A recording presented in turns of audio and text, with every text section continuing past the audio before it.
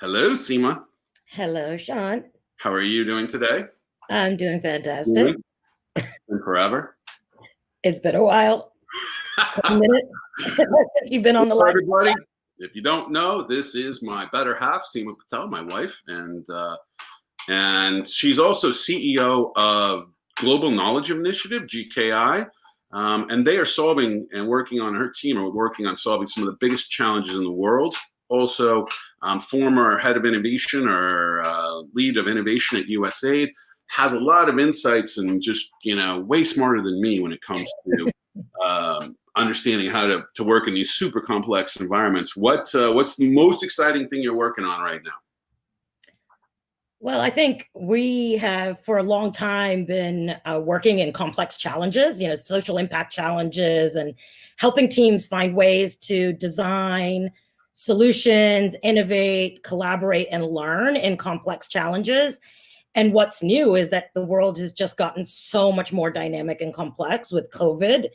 And it's exactly the time we need new ways of solving problems, and we need to find new opportunities for organizations that are working on social impact issues to move and act within this complexity, to see all the different dynamics that are happening and know how to make decisions within them. And so for me, what's new is like all the methodologies and approaches that we are applying around solving complex problems are so relevant, but they're also themselves not agile enough. Like, people need to figure out how to act now, and there's so much happening around them that they're trying to pivot towards and navigate. And we need to kind of make more simple the opportunities on how to think about the complexity and make decisions in them. And so we're taking all of our tools and methods and trying to find ways to break them up and put them online and, help teams take one step forward, as opposed to sort of having to take 3 months to analyze everything before coming up with their strategy. And that's a shift for us. It's moving more agile, and it's hard. It's really hard work to figure out how to help people exactly in the time they need in a way that is bite-sized enough that they can move forward with. This is a constant theme we've been having on the show the last 13 days, 14, I guess, today. How to move. We're stuck. Too much overwhelmed by all the change or opportunity or whatever it may be. And you work in an environment that is a lot of academics, a lot of really, really smart people who have really tremendous strengths. But maybe one of their greatest weaknesses is taking action or being entrepreneurial. That's the thing I say. I say, everybody's got a lot of ideas, but then taking action and doing it. What are you doing to help people take action? What besides the tools and everything, what are you finding works to get people who may not have historically taken action quickly to take action now? Well, I think we are capitalizing on the trust we've built. You talked a lot about building trust and trusted partnerships. And for our partners, international NGOs that we're working with, government that we're working with, projects that are doing complex social change work, the trust we've built over the years means that we're in accompaniment with them now. And so we're able to be in a position of coaching and advising in a way that feels really applied and practical, because it's in the moment. We're in accompaniment. Education Project is now trying to figure out how do we support education in Liberia virtually, it's a pivot for the project. They're used to working in person. And so being able to leverage those trusted relationships and be in a coaching as opposed to more traditional kind of consulting work where you have, time to do assessments and time to help develop strategies. This coaching methodologies, you're seeing it in action right now with what you're doing, right? The ability to help people with the questions they have on the top of their mind in the moments they need it, and give them that ear and that sort of fortitude to move forward, that inspiration to move forward in it. So I think that's one of it. The other is, there is things that are changing right now that are massive opportunities that people can take advantage of.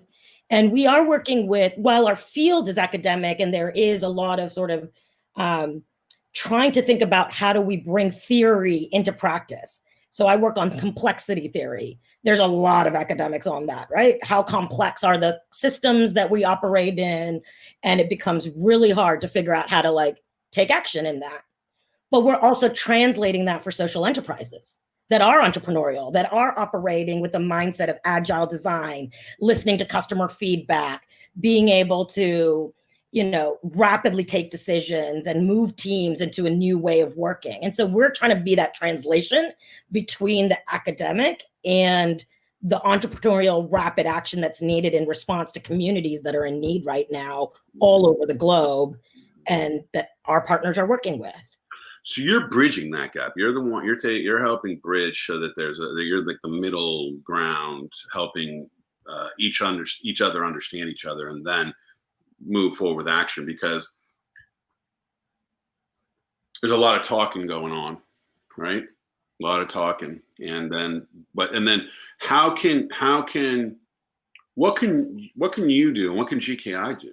But what can you do to help people understand that they can experiment, like, because these academics, they got mental blocks in their heads because they're afraid they might not look good enough, or it's not the way they've done it, or whatever it may be.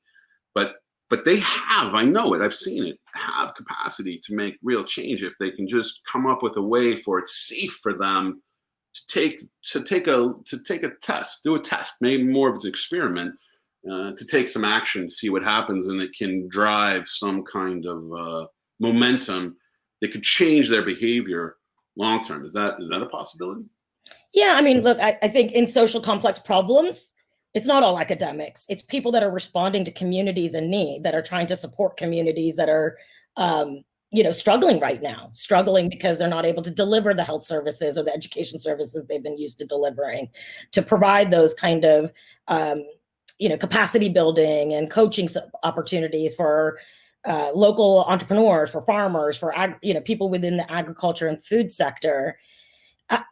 I think what we're seeing more than anything is that there is an opportunity now because people are having new insights about how rapidly the world can move in crisis. Right. And how to lead through crisis is one skill set that is inherent in everyone. I think there's an incredible amount of personal resilience that we as humans display when we are in crisis. And I disagree. I don't think there's only talking going on. There's incredible amount of action right now, and it's moving so fast. It's almost hard to know where to move within that. People are banking differently, and all kinds of startups, social enterprises, nonprofits are trying to figure out how to shift their models to more of a digital space, to more of a virtual space, to deliver services with as little human contact as possible to keep their communities safe. There are new funding networks that have started up. The Rapid Response COVID Alliance is a representation of 30 organizations that have come together under the World Economic Forum to provide capital and liquidity into the nonprofit sector and the social enterprise sector that deeply needs it right now. So people move in crisis. And I think our challenge and the challenge of a lot of our partners is how to help them not miss those opportunities to shift and do something different. And I think that is a personal coaching, but it's also organizational culture. Mm-hmm. Building an organizational culture around agility and rapid decision making. It's the kind of things that I'm thinking about doing, and we're trying to shift into is, giving things away right now, right? This is not the time to say we're going to wait for proposals or longer processes of decision making around funding that's common in our sector. What can we give away right now to be in service of organizations that are trying to adapt and change? And we've been giving away things like free design sprints. So 5 days, help your team understand and grapple with the changing dynamics in your ecosystem and come up with an action plan on how to move forward. And that's over 5 days, an hour a day, and teams can move forward with that kind of thing. Now, that was a paid service at GKI that we used to do over the course of many, many months. Now we're turning it into sprint. We're making it free. We're trying to figure out ways to really get visibility of how these tools and methods and our support can help. Where can people find you? Like, what's your website address? So it's globalknowledgeinitiative.org. Okay. And we have, we're, on LinkedIn. You can follow Global Knowledge Initiative as well as on Twitter. We have blogs on Medium as well. But those are all places where you can at least access us and follow us. And because we're deploying some more of these services rapidly, they're not on the website, they're on our social media, because that's where we're going to be able to get them in front of people that may. They can find the social media links through the website though, right? Yeah. So let's switch to innovation. You are like a pioneer in challenges and produced some of the first challenges that, back in the early 2000, mid 2000s. And so talk to us about what you're seeing as it relates to innovation and new innovations that are out there that may be of interest to our audience. Yeah, so I worked on designing a set of portfolio, like a set of programs that were meant to source and invest in innovations. I was doing this out of the federal government, so with USAID and with other partners that were working on development challenges. What we found is that there are incredible amounts of innovations out there, new technologies, different kinds of service models that can create more access to services that people need. What's interesting is that they're not being connected up. So to really see a shift in the way an entire system or communities operate, it's not the one-off product or the one-off technology or service model that's really going to change the outcomes and for our community. For a second. What types of innovation are you seeing? Can you name some types of innovation? I mean, we're seeing new technologies for certainly. I mean, accessing and leveraging digital platforms and using big data in new ways to help decision making, both at like a farmer level all the way up to global level decisions. We're certainly seeing a number of new service models that are about reaching the last mile. What that means is making sure that the business services are actually getting outside of those that have the resources and have the income and are most connected. So getting services out to rural communities, to disadvantaged communities that don't often have access to those kind of products and services that make their lives better. We're seeing innovations in how we're collaborating. So innovations in how organizations are operating. There are more and more, multi-stakeholder partnerships and different types of alliances that have come together to figure out how do we bridge the divide between government, private sector, and the social sector? How do we get innovative finance in which we can, stack all these different types of resources in new ways so that we can then finance the broader changes we need? So we're seeing innovations and partnership and multi-stakeholder engagements and alliances as well. But I think the key thing here is innovation is not about what, it's about how we operate, right? What's our mindset around learning and trying and taking risks and doing experimentation? And so while the programs that we've designed and that, we've supported our partners, have invested in hundreds of innovations, thousands of innovations that all have the potential to create social impact, all of those need to scale up in complex systems. And that is where innovation is needed most, is how do you scale it up so that this innovation is widely accessible, is fit for purpose, is consumer oriented. And that means our innovators, our teams, entrepreneurial teams, that learning mindset needs to always be there, not just in the beginning of designing the product or service, but on how is it being deployed and how are they learning about scaling it in the ecosystems. You've got something you call MEL within the industry, measuring, evaluation, learning. You started with being more agile, adaptive, more flexible, right? More open and learning. What advice would you give an innovator out there right now to be more successful at getting their innovation to grow, to scale? Like they've got an innovation, it's a good one. They're bootstrapping, they're struggling. But what specifically advice would you give on the how that would help someone, wherever you want to imagine, to move that forward and stop focusing on the what and focus on the how? What does that look like for them? Yeah. So it's always hard when you're in operation to kind of learn and evaluate yourself how you're doing. But I think it's that entrepreneur, from an enterprise perspective, what are the key indicators? What are your key KPIs around the impact you're having, around the growth you want to have, and around the process learning? So those are three areas that we like to see more focused on, because they're learning in all three of them. How are we, Can you repeat those again? What are the three? I caught one, but what are the three again? So for social enterprise businesses that are trying to also have a social impact, what impact are you having? Mm-hmm. Right? How are you making people's lives better? What are those key performance indicators for your business? So how is your organizational thriving? And then the last one is, what are you learning? So process, what are you learning about how customers are reacting to your product? How are you learning about how your organization is responding? So process indicators. The third one's in acting upon those learnings, right? Well, all of it is acting. I mean, you want to look at the data in the lens of decision making, right? What information are you collecting that helps you make better decisions, because you're hearing from your communities, your customers, as well as your own organizational learning and teams. Excellent. Yeah.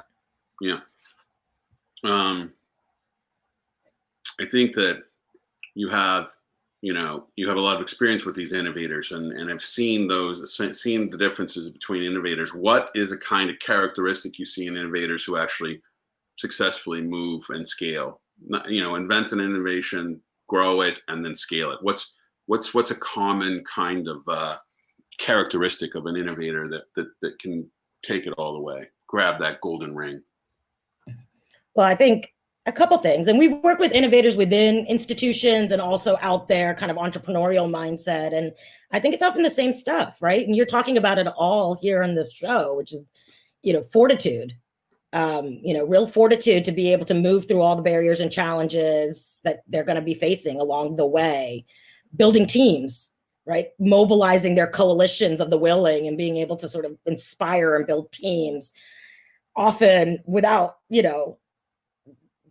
all the resources available, right? So building teams based off of a vision of change that you can mobilize people around.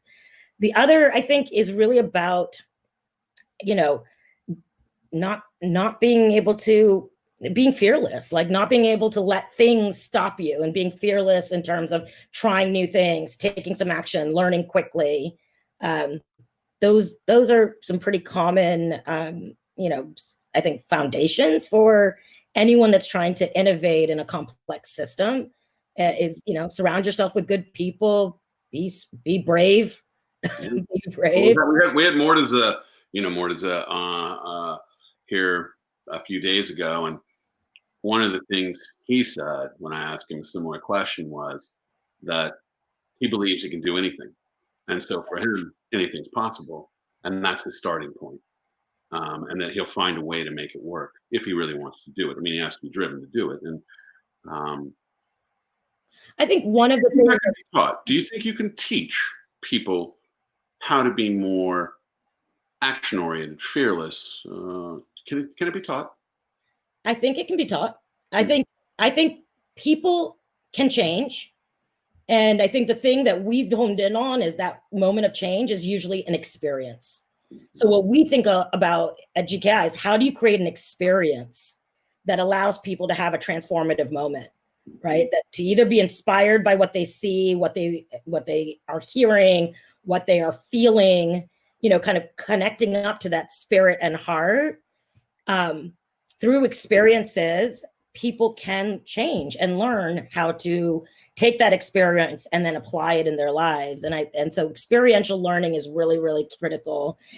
If we think about teaching as rote, do this, do that, which a lot of, unfortunately, our teaching models, our education models are one way, and they're not really about connecting often with the heart and the spirit. They tend to live up in the mind, intellectual teaching, skills building. But if we connect with all three and sort of figure out what are those experiences and design those experiences to help people shift, I think there's massive potential in everybody. I think anyone can learn how to be more effective in complexity and be more innovative as a leader or a practitioner, and we got to kind of pull that out of people. So right now is one of those miraculous moments in life where on a global level people can change now because there's an experience that we're having, a shared experience of hardship and difficulty, some on different levels and extremes, but now's one of those moments. And people are motivated, right? So if you have the motivation, the opportunity, and the skills to shift, you will shift. And I think people are really, many people are motivated to act differently, to connect differently, to find new ideas, to transform. And the amount of self-organized action that's going on across the globe right now, I think is a really optimistic sign of how people can move into new ways that are positive in times of crisis. I've always said there's really only like two ways to change. One, life-altering experience, something that just rocks you. Your mother dies, you're somebody, and I've seen it, like it just changes people sometimes. Second is a life-altering experience. And what you're trying to say, I hear you saying, is designing life-altering experiences that then are not just occur naturally, organically. It's more of a designed experience to create change. That's right. I mean, think about so many people that have entered social impact work because they've had some experience. We've talked to systems leaders, kind of innovation leaders that want to dedicate their life to solving a social problem that affects people and society or planet. And all of them have some story or some set of stories in which they made the decision to dedicate their life to service in some way. You know, for some, it might have been Peace Corps or travel or an experience where they saw a deep inequity that they just could not live with anymore. And then they shift into, you know, a mindset of service around a problem, solving a problem worth solving. And I think you can engineer those, and organizations that want to inspire leaders of our future, you know, they want to create a movement of leaders that want to see a better planet, see, you know, better outcomes for all, see equity baked into the way we and our institutions operate, should be thinking actively about how do we foster those experiences and how do we foster that the generation to come to have those experiences early so that they can dedicate their life to a mindset around putting all their skills and talents and, you know, passions to solving problems that we need to solve in this world today. I mean, we were in crisis before, right? We have a whole bunch of messes, and messes are different than problems because they're a bunch of interconnected challenges that make it more complex. So they were messes before, pre-COVID, but now, and some maybe we're in crisis, but now it looks like, it appears, even the way food's being distributed, our healthcare, all of it, that all of our systems are in crisis. Can you talk to this a little bit? Yeah, I think we're seeing the deep, you know, vulnerabilities. We've built systems, you know, where our health system, our food system, our economic system, where there is a competitive game, where there is inequity, you know, some have access, some don't, and where, you know, we have still colonial mindsets, as Esther was talking about, all across the world. We have, you know, these values that these mental models, these biases, these values that underpin what we have designed. And we've designed our organizations. We've designed these systems as humans, right? Yeah, in somehow creating the systems that we've designed. And I think this crisis is showing all those deep vulnerabilities because it increases the gap. Some people are going to suffer more than others in this experience. And I think what's unique about COVID is that it's something that everyone is experiencing in some way. Everyone's going to be touched by this, right? If there is a massive flood in Bangladesh, that might impact some communities within Bangladesh, but it doesn't impact all of us. Yeah. We may pay attention for a day and then we move on.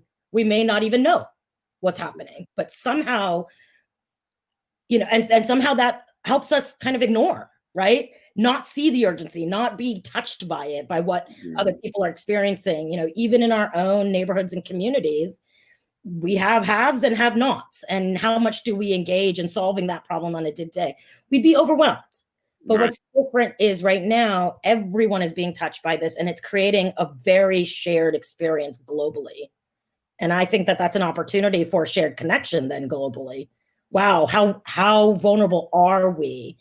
You know, if this pandemic is not managed in one place, it's going to impact every place, right? And that's the first time I think we've had that kind of sense that this is um, a global challenge, and therefore a global response is needed. And I think our opportunity is, how do we build back systems better? How do we not just let this sort of, how do we take this moment and really think about what's underlying why we're so vulnerable right now? What are the underlying issues, and put those out on the table and talk deeply about our values in the systems, and start to think about, what does the world look like if we've just designed it to have different values at the heart? You've heard me say, bringing in the feminine, right, into the way we've designed our systems. Connection, collaboration, and care. We've been bringing it up here, right? That the 3 countries that appear to be managing this the best are all run by women. So women leaders are something, of course, that would be great to have more of. And we, how do we create more of that? And how do we get that feminine influence more balancing the current realities? Obviously, a very masculine world we live in. Even the work I've done with Esther, we have focused on how to intentionally integrate a more feminine approach into the entrepreneurial ecosystem, so that there's that influence. So it's not all men, the only ones moving things forward. So I think that's critical. What advice do you have for women? So you, as a CEO, you're in a very small group of women who reach that point. Congratulations, well earned. What advice do you have for other women who are listening, who are tuning in, on how they can go about moving closer to their full potential in a way that you've done? It's a great question. I haven't had a chance to reflect on that much, but I think we're powerful leaders. And so, my experience is the more you bring your whole of self, right? Bring your whole self into your work, into your leadership style. Don't be afraid to connect with your feminine, because I think a lot of women are advised to get, to lead, that they have to take on some of those masculine qualities, that they have to lead like men. And I think we need to lead like women, and and use that full potential of our feminine in that. And, for me, that means connecting with teams, not being afraid of our emotional sort of way of leading, because I think people are attracted to heart that we bring into our organizational cultures. Don't let anyone tell you you can't. I mean, that's just a common one. There are going to be people around, I think, leaders always that aren't supportive of the success that you might have, or the growth that you might create. And I think, just block those out and focus on the people that you are surrounded by, that make you full and whole, and do that for others. Beautiful and inspiring. You make me think of something, and just as a human, I have a strong feminine side as a man, right? I'm still a man, and there's no question, but I have a strong feminine side. You, as a woman, have a strong masculine side. Mm-hmm. Talk to us about how you balance that, because you come across more masculine, and is that a competitive advantage for you that you haven't really thought about as we're talking right now? It's possible. Our relationship, we've talked about that I'm more of the masculine, you're more of the feminine, and we're really good balance for each other that way. For sure. Yeah, I mean, I think I can. I have an attitude that sort of shows up as, don't tell me what to do, we're going to move forward, and it's all in service of solving really important problems in the world, right? And I think that strength can be a real, can be a good tactic to apply sometimes, but sometimes it also doesn't resonate. What I found myself doing is I've surrounded myself with a lot of, you know, supportive, caring team members that bring that sort of, bring what I don't always display, and, you know, make sure that it's always a team approach to how we're taking the organization forward, because it's not just the leader, it's everyone, and that balance is important. But yeah, I wonder as well whether. Well, it's just something to really think about here, because I think that my feminine side is a competitive advantage, because I can facilitate better because of it. I'm more empathetic. There's just a number of benefits I think that come from it, and I then sometimes have to intentionally move to a more masculine side or a more masculine approach in certain environments, and so it's been a learning process over life, and I'll probably learn till the end. But I think that it is a competitive advantage for you, because you have a fearlessness that isn't displayed as a feminine trait. It's displayed as just you as Seema, unstoppable, right? And that comes from somewhere inside of you, and you've got this balance. And I think it's something that it's not just the feminine side. So when I used to teach this with a bunch of other folks in California, we would teach women to tap their more feminine side, and men to tap more masculine side, and men to tap the more feminine, because there's already a feminine side in there, and so that the masculine side gives them and a woman gives them a little more balance and structure to move forward, where most men are missing a feminine side. So. But I think, Sean, there's two things around this. Like we may lean one way or lean the other way in sort of a natural state. And I think, for anyone leader that's done any assessments of themselves, we all have these different frameworks to try to have self-awareness of who we are.